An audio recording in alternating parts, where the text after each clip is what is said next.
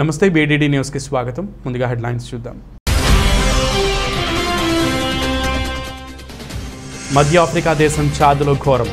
గారు ఖనుల్లో అక్రమంగా తవ్వకాలు జరిపే ముఠాల మధ్య ఘర్షణల్లో 100 మందికి పైగా మృతి.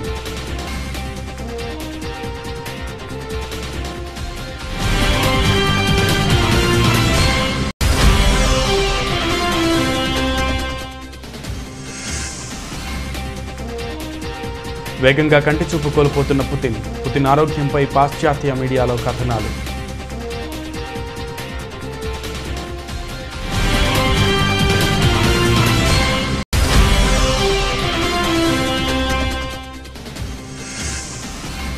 పిల్లల కోసం పీఎం కేర్స్ పథకాన్ని ప్రారంభించిన ప్రధాని.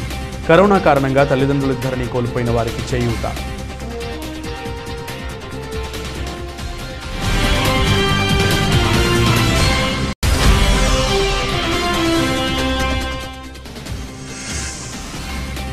విదేశీ పర్యటన ముగించుకుని తిరిగి రాష్ట్రానికి చేరుకున్న ముఖ్యమంత్రి వైఎస్.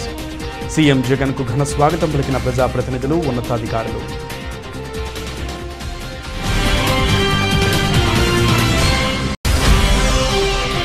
ఐపీఎల్ 2022లో భాగమైన పిచ్ క్యూరేటర్లు, గ్రౌండ్స్మెన్లకు భారీ నజరానా ప్రకటించిన బీసీసీఐ. 1.25 కోట్ల ప్రైజ్ మనీని ఇవ్వనున్నట్లు తెలిపిన బీసీసీఐ సెక్రటరీ జై షా.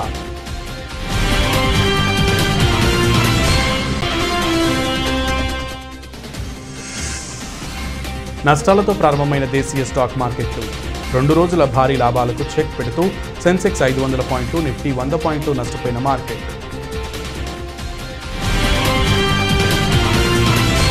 మధ్య ఆఫ్రికా దేశం చాద్లో ఘోరం జరిగింది. బంగారు ఖనుల్లో అక్రమంగా తవ్వకాలు జరిపే ముఠాల మధ్య ఘర్షణల్లో 100 మందికి పైగా మృతి చెందారు. ఈ విషయాన్ని అక్కడి రక్షణ మంత్రిత్వ శాఖ ధృవీకరించింది. లిబియా సరిహద్దుల్లోని కౌరీ బగోడి జిల్లాలో మే 23, 24 తేదీల్లో ఈ ఘర్షణలు జరిగినట్లు తెలుస్తోంది. మరో 40 మంది తీవ్రంగా గాయపడ్డారు. ఘర్షణలను కట్టడి చేయడానికి అక్కడి సైన్యం రంగంలోకి దిగింది. ప్రస్తుతానికి అక్కడ మైనింగ్ కార్యకలాపాలకు అడ్డుకట్టబడింది. ఈ సరిహద్దు ప్రాంతంలో అక్రమ మైనింగ్ కార్యకలాపాలు ఎక్కువగా జరుగుతుంటాయి. లిబియా నుంచి అక్రమంగా సరిహద్దు దాటి వచ్చిన అరబ్స్కు తూర్పు చాదక్కు చెందిన టమా కమ్యూనిటీ మధ్య ఈ ఘర్షణలు జరిగినట్లు సమాచారం. అయితే ఘర్షణ చెలరేగడానికి గల ప్రధాన కారణాలు తెలియరాలేదు. బంగారం కోసం ఎగబడి ఉంటారని భావిస్తున్నారు. ఉక్రెయిన్పై సైనిక చర్యకు దిగినప్పటి నుంచి రష్యా అధ్యక్షుడు వ్లాదిమిర్ పుతిన్ నిత్యం వార్తల్లో ఉంటున్నారు. ఇటీవల కాలంలో పుతిన్ ఆరోగ్యంపైన కథనాలు వస్తున్నాయి. వాటన్నిటినీ మించిపోయేలా ది ఇండిపెండెంట్ పత్రికలో సంచలన కథనం వచ్చింది. రష్యన్ ఫెడరల్ సెక్యూరిటీ సర్వీస్ అధికారి ఒకరిని ఉటంకిస్తూ ఈ కథనం వెలువరించారు. పుతిన్ వేగంగా కంటిచూపు కోల్పోతున్నారని, ఆయన మరో 3 ఏళ్లకు మించి బ్రతకరని తెలిపారు. పుతిన్కు క్యాన్సర్ మరింత ముదిరిపోయిందని పేర్కొన్నారు. ఈ విషయాలను సదరు ఎఫ్ఎస్బి అధికారి బ్రిటన్లో ఉంటున్న మాజీ Russian Goodachari Boris కార్పించ్కోవ్కు తెలియజేశాడని the independent వెల్లడించింది. అటు ఆస్ట్రేలియా మీడియాలోనూ పుతిన్ కంటిచూపుపై కథనాలు వచ్చాయి. పుతిన్ టీవీలో కనిపించిన సమయంలో పెద్ద పెద్ద అక్షరాలతో రాసి ఉన్న కాగితాలపై ఉన్న సందేశాలను చదివి వినిపిస్తుంటాడని, ఒక్కో పేజీలో కేవలం 2 లైన్లు ఉంటాయని తెలిపారు. పుతిన్ కంటిచూపు క్షీణిస్తోందనడానికి ఇదే నిదర్శనమని పేర్కొన్నారు. కరోనా మహమ్మారి కారణంగా తల్లిదండ్రులిద్దరినీ కోల్పోయి అనాథలైన చిన్నారులకు నెలకు 4,000 రూపాయల చొప్పున అందించనున్నట్లు ప్రధానమంత్రి నరేంద్ర మోదీ తెలిపారు. అలాగే వారికి 23 సంవత్సరాలు వచ్చిన తర్వాత 10 లక్షల రూపాయలు ఆర్థిక సాయం కూడా అందిస్తామని హామీ ఇచ్చారు. ఈ మేరకు నిన్న పిల్లల కోసం పీఎం కేర్స్ పథకాన్ని ప్రారంభించారు. ఈ సందర్భంగా ప్రధాని మాట్లాడుతూ కోవిడ్ సమయంలో తల్లిదండ్రులిద్దరినీ కోల్పోయి రోడ్డున పడిన చిన్నారులను ఉద్దేశించి ఈ పథకాన్ని ప్రారంభించినట్లు తెలిపారు. ఇందులో భాగంగా పాఠశాల విద్యార్థులకు వారి ఖాతాల్లో స్కాలర్షిప్ మొత్తాన్ని జమ చేశారు. విద్యార్థులు ఉన్నత విద్యలో ప్రొఫెషనల్ కోర్సులు చేసేందుకు రుణాలు కావాలన్నా ఈ పథకం కింద అందిస్తామని మోదీ తెలిపారు. పీఎం కేర్స్ నిధులతో ఎంతో మంది ప్రాణాలను కాపాడగలిగామని, ఎన్నో కుటుంబాల భవిష్యత్తుకు భరోసా కలిగించగలిగామని తెలిపారు. ఖేలో ఇండియా, ఫిట్ ఇండియా కార్యక్రమాల్లో పాల్గొనాలని పిల్లలకు సూచించారు. మందులు, టీకాలు సరఫరా చేసి ప్రపంచ దేశాలకు మనం పరిష్కర్తలుగా మారామని మోదీ పేర్కొన్నారు. గతంలో ఎప్పుడూ లేని విధంగా ప్రపంచంలో మన పరపతి పెరిగిందని అన్నారు. नमस्कार। कार्यक्रम में उपस्थित देश की महिला एवं बाल विकास मंत्री श्रीमती स्मृति ईरानी जी, देश भर में अलग अलग स्थानों से जुड़े मंत्रिमंडल के सारे सदस्य, उनके साथ मौजूद वहां के वरिष्ठ नागरिक और विशेषकर जिनके लिए आज का ये दिवस है, वैसे उपस्थित सभी प्यारे बच्चे, सभी आदरणीय मुख्यमंत्रीगण, अन्य महानुभाव और प्यारे देशवासियों, आज मैं प्रधानमंत्री के तौर पर नहीं, आपके परिवार के एक सदस्य के तौर पर आपसे बात कर रहा हूं। आज आप सभी बच्चों के बीच आकर मुझे बहुत सुकून मिला है। साथियों, जीवन हमें कई बार अप्रत्याशित मोड़ पर लाकर खड़ा कर देता है। ऐसी स्थितियां जिनकी हमने कल्पना भी नहीं की होती है, हंसते खेलते हुए अचानक अंधेरा छा जाता है, सब कुछ बदल जाता है। దావోస్ వేదికగా వరల్డ్ ఎకనామిక్ ఫోరం సదస్సు జరిగిన విషయం తెలిసిందే. ఈ సదస్సులో ఆంధ్రప్రదేశ్ ముఖ్యమంత్రి వైఎస్ జగన్తో పాటు మంత్రులు పాల్గొన్నారు. కాగా దావోస్ పర్యటనను విజయవంతంగా ముగించుకుని సీఎం జగన్ మంత్రుల బృందం మంగళవారం స్వదేశానికి చేరుకున్నారు. ఈ సందర్భంగా సీఎం వైఎస్ జగన్కు గన్నవరం విమానాశ్రయంలో ప్రజాప్రతినిధులు, ఉన్నతాధికారులు స్వాగతం పలికారు. ఇక వరల్డ్ ఎకనామిక్ ఫోరం వార్షిక సమావేశంలో రాష్ట్ర ఉజ్వల భవిష్యత్తుకు మరిన్ని నిర్మాణాత్మక పునాదులు పడ్డాయి. అభివృద్ధిని, పర్యావరణ హితాన్ని సమతుల్యం చేసుకుంటూ పారిశ్రామికంగా రాష్ట్రాన్ని శక్తివంతంగా నిలిపేందుకు సీఎం జగన్ నేతృత్వంలో రాష్ట్రం దావోస్ వేదికగా చక్కటి ఫలితాలు సాధించింది. రేపటి ప్రపంచంతో పోటీ పడుతూ సుస్థిర ఆర్థికాభివృద్ధి లక్ష్యాలను సాధించేందుకు ఈ వేదికను చక్కగా వినియోగించుకుంది. విఖ్యాత సంస్థల ప్రతినిధులు, పారిశ్రామికవేత్తలు రాష్ట్రంతో అవగాహన కుదుర్చుకున్నారు.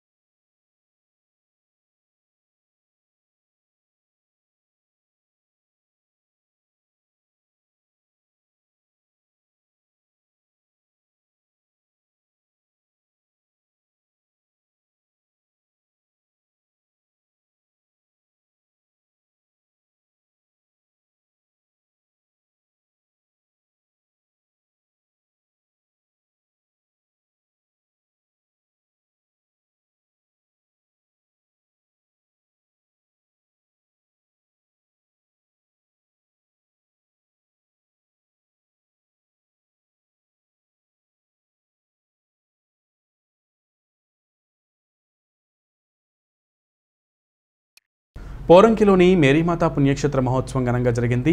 అందంగా అలంకరించిన పల్లకిపై మేరీమాత విగ్రహాన్ని ఉంచి పురవీధుల్లో ఊరేగించగా క్రైస్తవ విశ్వాసులు కొబ్బరికాయలు కొట్టి మొక్కులు చెల్లించుకున్నారు.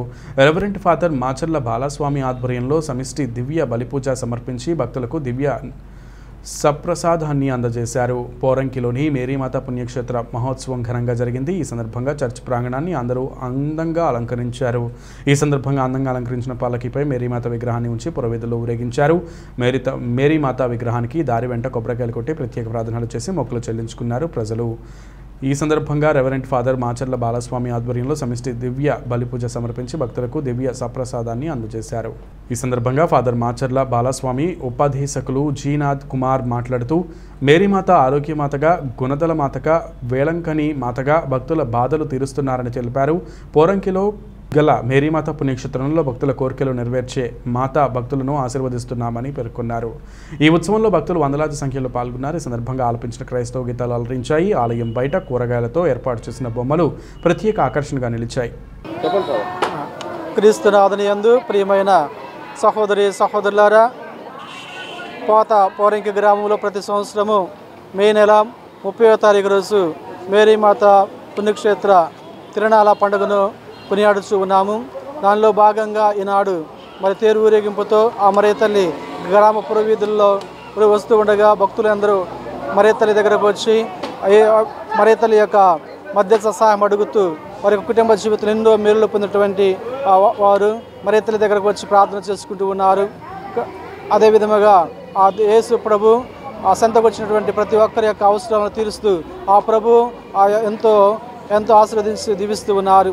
ప్రభు అంటున్న నేనే మార్గమును సత్యమును జీవమును, నన్ను విశ్వసించేవారు ఇదిగో ఎన్నప్పుడు కూడా సంతోషంగా ఉంటారని ఆ ప్రభు యొక్క మార్గములు నడుస్తూ ఆ మరియ తల్లి యొక్క మధ్యస్థ సాయం అడుగుతూ అనేక మంది భక్తులు ఆ మరియ తల్లి దగ్గరకు వచ్చి విన్నపాలు చేస్తున్నారు. అందుకే ఆ మరియ తల్లిని ఆరోగ్య మాత, గుణదల మాత, మేరీ మాత, కార్మెల మాత అని మనం కొనియాడుతూ ఉన్నాము. ఈనాడు ఈ యొక్క గ్రామంలో ఇంత గొప్పగా పండుగ జరుపుకున్నటువంటి మీ అందరూ కూడా పండుగ శుభాకాంక్షలు తెలియజేస్తూ ప్రతి ఆ మరియ తల్లి యొక్క దీవెనలు, అదేవిధంగా యేసు ప్రభు యొక్క కృప ఆశీర్వాదాలు ఎల్లప్పుడూ మీ అందరితో ఉండాలని ప్రార్థిస్తూ ఉన్నాం.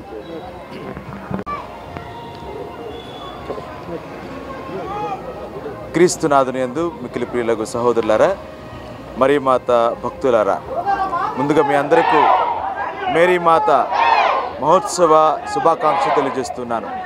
పోరగి గ్రామంలో నేషనల్ హైవే పక్కన ఎన్నో సంవత్సరాల బట్టి, ఎన్నో దశాబ్దాల బట్టి నెలకొనినటువంటి మరియ మాత ఆమె యొక్క మధ్యస్థ ప్రార్థనలో ఎంతోమంది దీవెనలు పొందుకుంటున్నారు. అనారోగ్యవంతులు స్వస్థత పొందుతూ ఉన్నారు. ఆమె యొక్క ప్రార్థన చాలా ముఖ్యమైనది. ఎందుకంటే సంతానం లేనటువంటి వారికి కూడా సంతాన ఫలం కలిగింది. ఇదిగో ఎన్నో దుష్టాత్మలతో పోరాడినటువంటి బిడ్డలు ఇదిగో స్వస్థత పొంది ఉన్నారు. కనుక ఎవరైతే మరియ తల్లిని గౌరవిస్తూ ఆమెను విశ్వసిస్తూ ఆమె ఈ లోకానికి లోక రక్షకుడిని తీసుకొచ్చినటువంటి దేవమాత, అందుబట్టే ఆమెను ఆరోగ్యమాత. ఒంగోలులో నిర్వహించిన మహానాడులో వైకాపా నేతల్లో వణుకు పుడుతోందని తెలుగుదేశం సీనియర్ నేత అయ్యన్న పాత్రుడు అన్నారు. మహానాడును చూసి ఓర్వలేక వైసీపీ నేతలు ఆరోపణలు చేస్తున్నారని ఇష్టానుసారం మాట్లాడితే ఊరుకోబోమని హెచ్చరించారు. మహానాడును ఉద్దేశించి వైకాపా నాయకులు ఇష్టానుసారం మాట్లాడితే ఊరుకోబోమని టీడీపీ నేత చింతకాయల అయ్యన్న పాత్రుడు అన్నారు. ఇష్టానుసారంగా అవహేళన చేస్తూ మాట్లాడితే టీడీపీ నాయకులు, కార్యకర్తలు, అభిమానులు వెంటాడి బుద్ధి చెబుతారని అయ్యన్న పాత్రుడు హెచ్చరించారు. అన్ని విధాలా ఆటంకం కలిగించిన మహానాడు విజయవంతం కావడాన్ని చూసి వైసీపీ నేతలు ఓర్వలేకపోతున్నారని అయ్యన్న పాత్రుడు మండిపడ్డారు. విజయసాయిరెడ్డి, స్పీకర్ తమ్మినేని సీతారాములు నోటికి ఏదొస్తే అది మాట్లాడుతున్నారని, నోటిని అదుపులో పెట్టుకోకపోతే టీడీపీ కార్యకర్తలు ఊరుకోరని హెచ్చరించారు. మహానాడుపై ఆరోపణలు చేస్తున్న వైకాపాకి కాలం చెల్లిందన్నారు. వైకాపా నాయకులు చేపట్టిన సామాజిక న్యాయభేరి యాత్రకు అర్థం తెలుసా అని అయ్యన్న పాత్రుడు ప్రశ్నించారు. పెట్టిన భోజనం మాకు పరవణంతో సమానం, ప్రసాదంతో సమానం. అటువంటి ప్రసాదాన్ని పిండాలతో పోలుతావా? రే మీకు పోయే కాలం వచ్చింది రోయ్. అందుకే ఈ విధంగా పేలాపడికి వెళ్తున్నారు మీరు. ఈ పద్ధతి కాదు. 3 సంవత్సరాలు దాటిపోయింది, ఇంకా మాకు కూడా ఓపిక లేదు. అద్దు మీరు మాట్లాడితే ఎంటదవలి కొట్టడానికి మా కార్యకర్తలు సిద్ధంగా ఉన్నారు. అది మాత్రం మర్చిపోవద్దని చెప్పి ఈ సందర్భంలో మనం చేస్తాం. ఏంటో నాకు అర్థం అవ్వట్లేదు. ఏ యాత్ర? ఇప్పుడు మళ్ళీ బస్సు యాత్ర అట. ఏంటి యాత్ర పేరు? వైసీపీ సామాజిక న్యాయభేరి యాత్ర. ఎవడ్రా పేరు పెట్టింది? మీకు బుద్ధి లేకపోతే పెట్టుడికి బుద్ధి ఉండాలి కదా. సామాజిక న్యాయభేరి అట. సామాజిక న్యాయభేరి అంటే అర్థం తెలుసా మీకు? ఏమని తెలుసా? సమాజంలో ఉన్నటువంటి అడుగు బడుగు వర్గాల వారికి న్యాయం చేయడం సామాజిక న్యాయం అంటారు. మీరు చేసింది ఏంటారు బాబు? ఈ వేళలో విష్ణునాథర్ ఉంది, వస్తావా చర్చికి? మీరు వచ్చిన తర్వాత సుమారు అన్ని ముఖ్యమంత్రి దగ్గర నుంచి కింద స్థాయి పోస్టుల వరకు మంత్రులు కానీ, చైర్మన్లు కానీ, యూనివర్సిటీ వైస్ ఛాన్సలర్లు కానీ, మంచి మంచి పోస్టులు కానీ, సలహాదారు పోస్టులు కానీ సుమారు నాకు తెలిసి 1500 పైగా చేశారు మీరు మీ రెడ్లకి. మీ రెడ్లకి వేసి ఇది సామాజిక న్యాయం అండి చెప్పడానికి సిగ్గులేదు మీకు చెప్పడానికి. సామాజిక న్యాయంపై మీటింగ్లో మనం చూశాను, మన మీటింగ్ చూశాను టీవీలో.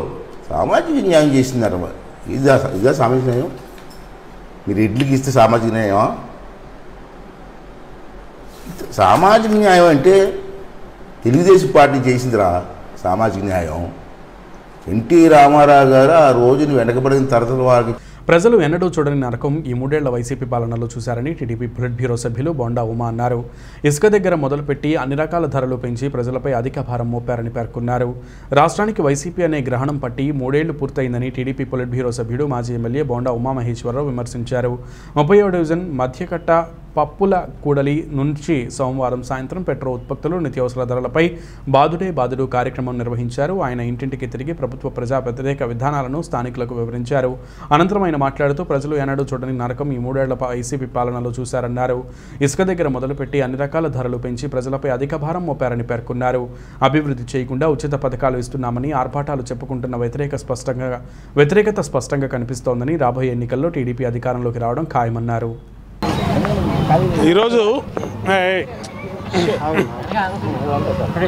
ఈరోజు రాష్ట్రానికి వైసీపీ అనే దరిద్రం బట్టి 3 సంవత్సరాలు నిండింది. ఒక్క ఛాన్స్ అని అధికారంలోకి వచ్చిన జగన్మోహన్ రెడ్డి పేదవాళ్ల జీవితాల్ని సర్వనాశనం చేశాడు. ఇవాళ అన్ని రకాలుగా పేదలు బతికే పరిస్థితి లేకుండా పేద మధ్యతరగతి జీవితాలు తల్లకిందులైపోయినాయి. పథకాలను పేరు పెట్టి పచ్చి మోసం చేశాడు ప్రజల్ని జగన్మోహన్ రెడ్డి. 8 లక్షల కోట్ల రూపాయల అప్పుల పాలైపోయింది. కానీ ఏ కుటుంబానికి కూడా 8,000 రూపాయల ప్రయోజనం జరగల. తెలుగుదేశం ప్రభుత్వ హయాంలో చనిపోతే చంద్రన్న బీమా ద్వారా ఆ కుటుంబానికి 2 లక్షల రూపాయలు ఇచ్చేవాళ్ళం. పెళ్ళంటే 1,00,000 రూపాయలు పెళ్లి కానుక ఇచ్చేవాళ్ళం. బిడ్డ పుడితే 10,000 రూపాయలు బిడ్డ ఖాతాలు వేసేవాళ్ళం. 5 రూపాయలకి భోజనం పెట్టి అన్న క్యాంటీన్లు పెట్టి ప్రజలకు అందుబాటులో తీసుకొచ్చాం. డ్వాక్రా మహిళలకు కానీ సబ్సిడీ లోన్లు కానీ అనేక రకమైన పథకాలు 2014-2019 కాలంలో ఒక స్వర్ణ యుగంలాగా ఈ రాష్ట్రం వెలిగిపోతే జగన్మోహన్ రెడ్డి 3 ఏళ్ల పాలనకే ప్రజల జీవితాలు తల్లకిందులైపోయినాయి, పేదల జీవితాలు తల్లకిందులైపోయినాయి. ఇవాళ ఎక్కడికెళ్ళినా మహిళలు కళ్ళమ్మట కన్నీళ్లు పెట్టుకొని మాట్లాడుతూ ఉన్నారు.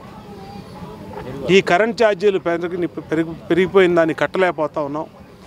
ఇంటి పనులు బ్లాక్మెయిల్ చేసి ఇంట్లో సామాను బయటేస్తామని చెప్పి వాలంటీర్లు సచివాలయ అడ్మిన్లు మా మీద బ్లాక్మెయిల్ చేస్తూ ఉన్నారు. ఎప్పుడూ లేనటువంటి విధంగా కరెంట్ ఛార్జీలు పెరిగినాయి, ఇంటి పన్నులు పెరిగినాయి, నీటి పన్నులు పెరిగినాయి, చెత్త మీద పన్ను వేశారు. అన్ని రకాలుగా జగిత్యాల జిల్లా కోరుట్ల నియోజకవర్గం మెట్పల్లి పట్టణంలోని ఎమ్మెల్యే క్యాంప్ కార్యాలయంలో కోరుట్ల మరియు మెట్పల్లి పట్టణాల సమగ్ర అభివృద్ధిపై సమీక్ష సమావేశం నిర్వహించారు ఎమ్మెల్యే కల్వకుంట్ల విద్యాసాగర్ రావు. ఈ కార్యక్రమంలో 2 మున్సిపాలిటీల మున్సిపల్ చైర్పర్సన్లతో పాటు అధికారులు పాల్గొన్నారు.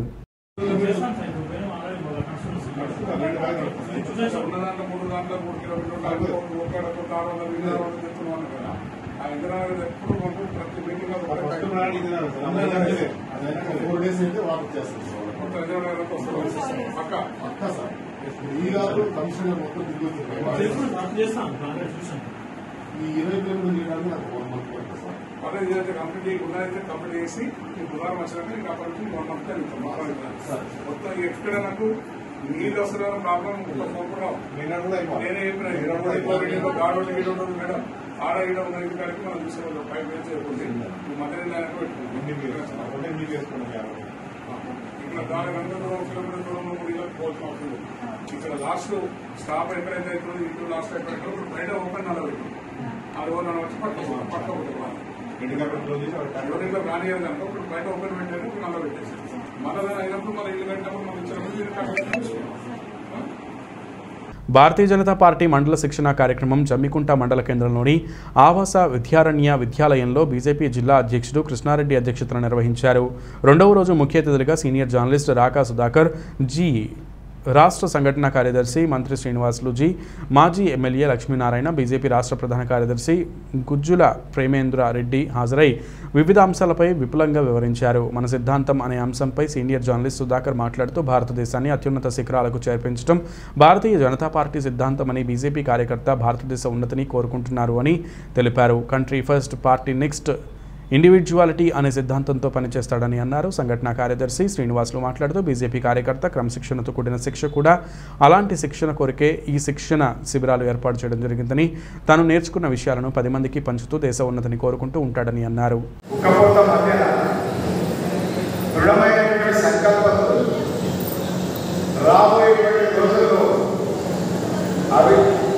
మరి ఈ ప్రభుత్వం పేదలకు మోసం చేసినటువంటి ప్రభుత్వాన్ని పక్కన జరపాలా, పేదల కోసం పాటుపడేటువంటి భారతీయ జనతా పార్టీని తీసుకురావాలా, దానికి అవసరమైనటువంటి శిక్షణ తీసుకోవడానికి ఆసక్తులైనటువంటి మా సహచర కార్యకర్త సోదరులకు, మా సహచర కార్యకర్త సోదరి మనులకు అందరికీ కూడా నమస్కారం.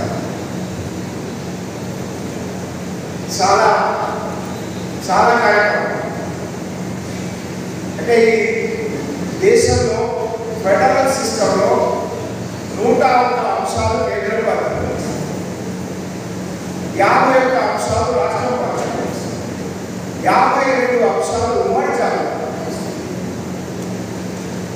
కేంద్రం అనేక కార్యక్రమాల రూపంలో కేంద్రంలో ప్రభుత్వంగా ధనవంతు కర్తవ్యాన్ని నిర్వహిస్తూ కారులో మంటలు వ్యాపించాయి. తప్పిన ప్రాణాపాయం. సోమవారం రాత్రి ఓ కారులో మచిలీపట్నంలో మంటలు చెలరేగాయి. కారులో నుంచి పొగలు రావడంతో అప్రమత్తమై కారులో ఉన్న వ్యక్తి కిందకు దూకడంతో ప్రాణాపాయం తప్పింది. కారు ముందు భాగంలో ఒక్కసారిగా మంటలు వ్యాపించాయి. దీంతో అతను ఒక్కసారిగా డోరు తీసి బయటకు దూకడంతో ప్రాణాలతో బయటపడ్డాడు. అగ్నిమాపక సిబ్బందికి సమాచారం ఇచ్చారు స్థానికులు.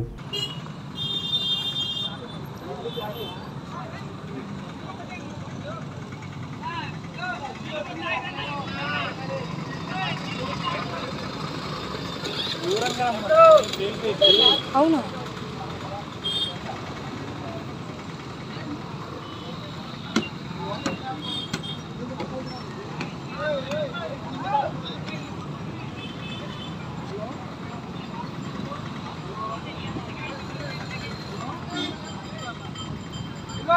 అనకాపల్లి జిల్లా అనకాపల్లి హైవేలో ముందు వెళ్తున్న లారీని వెనక నుంచి ఢీకొట్టింది హైచర్ వ్యాను. డ్రైవర్ మృతి కేసు ఫైల్ చేసి దర్యాప్తు చేస్తున్నారు అనకాపల్లి ట్రాఫిక్ ఎస్ఐ.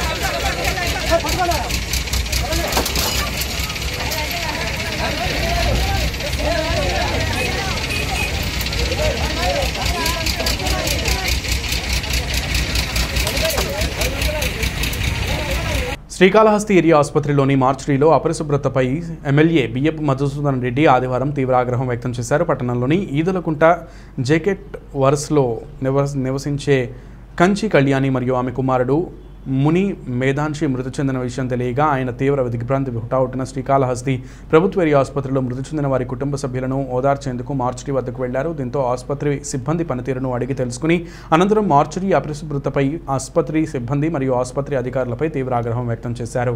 పశువులకు సైతం నేడు అత్యాధునిక వైద్యంతో పరిశుభ్రమైన స్థలాల్లో చికిత్స చేస్తున్నారని, కానీ మనుషులు మృతి చెందితే ఇంత దారుణంగా ఉన్న మార్చురీలో ఉంచడం నిజంగా బాధాకరమన్నారు. అపరిశుభ్రత వాతావరణం కనిపిస్తే చర్యలు తప్పవని హెచ్చరించారు.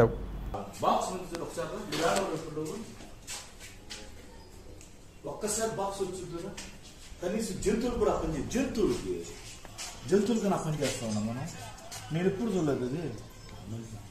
గమనం పంపించింది ఇమ్మీడియట్గా ఈరోజు పంపించింది, ఈరోజు ఇంకొక 10 నిమిషాలు పంపించేసింది. పోర్టులో వేదాంత ప్రైవేట్ లిమిటెడ్ లోడర్ వద్ద అగ్ని ప్రమాదం చోటు చేసుకుంది. కన్వేయర్ బెల్ట్ అంటుకున్న మంటలు వ్యాపించడంతో గాలిలోకి దట్టమైన పొగలు అలుముకున్నాయి. దీంతో ఫైర్ సిబ్బందికి పోర్ట్ అధికారులు సమాచారం అందించడంతో మంటలను అదుపులోకి తీసుకొస్తున్నారు.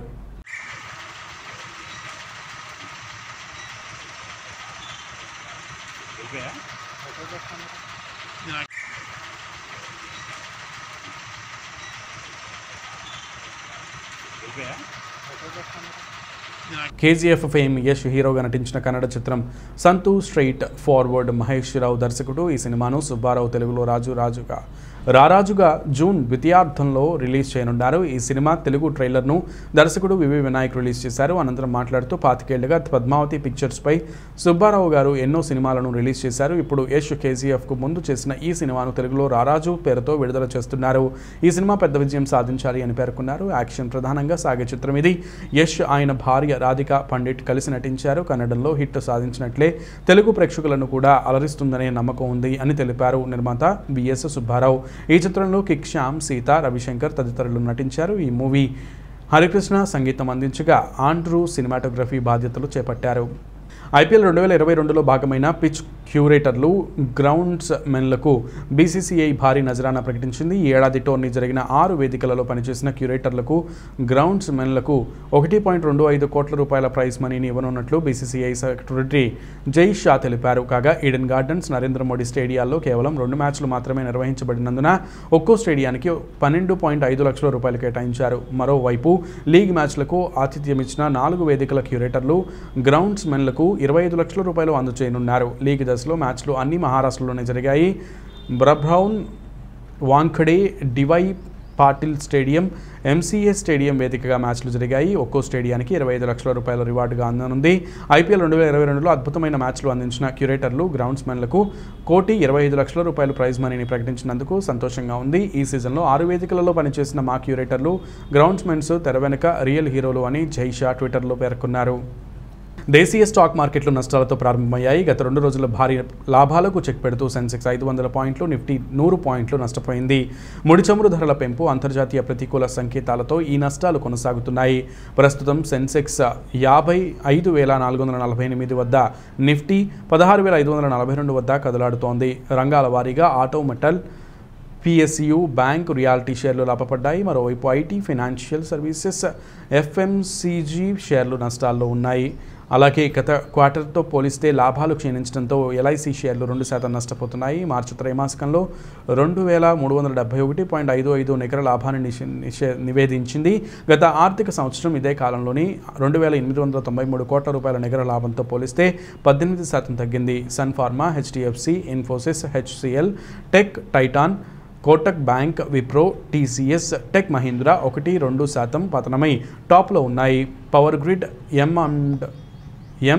టాటా స్టీల్, ఎన్టీపీసీ మాత్రమే లాభపడుతున్నాయి.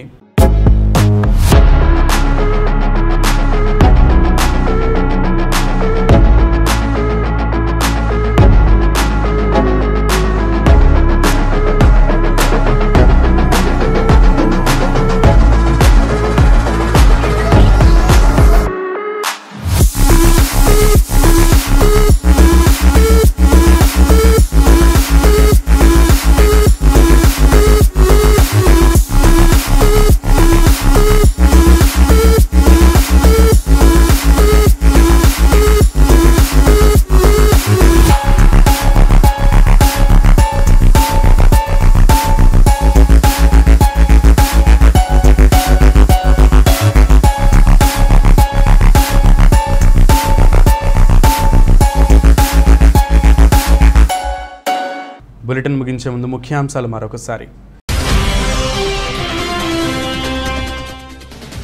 మధ్య ఆఫ్రికా దేశం చాద్లో ఘోరం. గారు ఖనుల్లో అక్రమంగా తవ్వకాలు జరిపే ముఠాల మధ్య ఘర్షణల్లో 100 మందికి పైగా మృతి.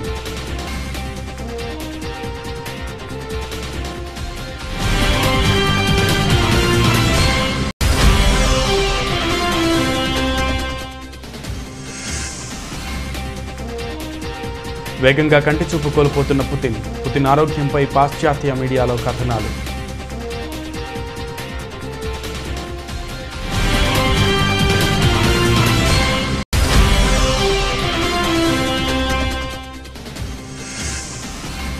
పిల్లల కోసం పీఎం కేర్స్ పథకాన్ని ప్రారంభించిన ప్రధాని. కరోనా కారణంగా తల్లిదండ్రులిద్దరినీ కోల్పోయిన వారికి చేయూత.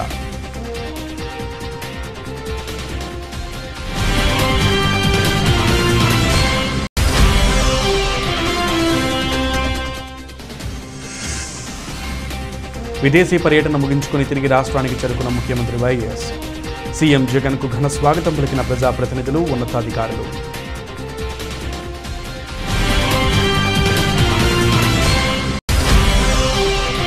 ఐపీఎల్ 2022లో భాగమైన పిచ్ క్యూరేటర్లు, గ్రౌండ్స్మెన్లకు భారీ నజరానా ప్రకటించిన బీసీసీఐ 1.25 కోట్ల ప్రైజ్ మనీని ఇవ్వనున్నట్లు తెలిపిన బీసీసీఐ సెక్రటరీ జై షా.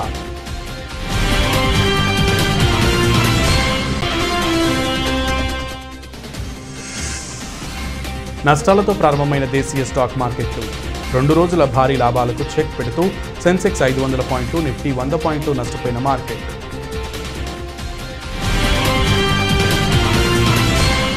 ఇవి బులెటిన్ విశేషాలు. నమస్తే.